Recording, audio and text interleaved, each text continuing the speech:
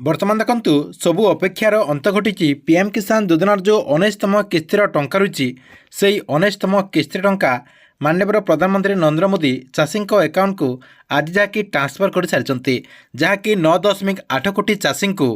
22,000 कोटी टंका सीधासलख डीबीटी मध्यम ट्रांसफर कर सारी जहाँकि ये आप स्क्रीन मध्यम देखिपे। तेबे देखंतु जो चाषी अकाउंट को यही टंकाटी क्रेडिट हो सारी से मोबाइल को गोटे गोटे एसएमएस आसी सारी ये आपंकर देखु उपरे आपंकर टाइम रही 3:13 मिनिट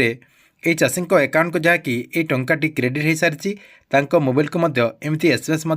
आसी सारी ये देखो आपंकर क्रेडिट टू 2,000 टंका एयरटेल पेमेंट बैंक ता सहित आपंकर इंस्टॉलमेंट रही और आपंकर जो ट्रांजैक्शन आईडी रही से ट्रांजैक्शन आईडी आपंकर ये शो करुच्ची। तेबे आपण अकाउंट को पीएम किसान योजना टंका आछि कि नहीं ता सहित एमती एसएमएस आछि कि नहीं कमेंट बॉक्स रे निश्चय गोटे कमेंट करंतु। या सहित देखंतु जो चाषी को ए पर्यंत एही टंकाटी क्रेडिट है नहीं सेमाने जाकि टिके अपेक्षा करंतु आपमनको आज संध्या सुधा समस्त अकाउंट को ए टंकाटी क्रेडिट हो जिवो।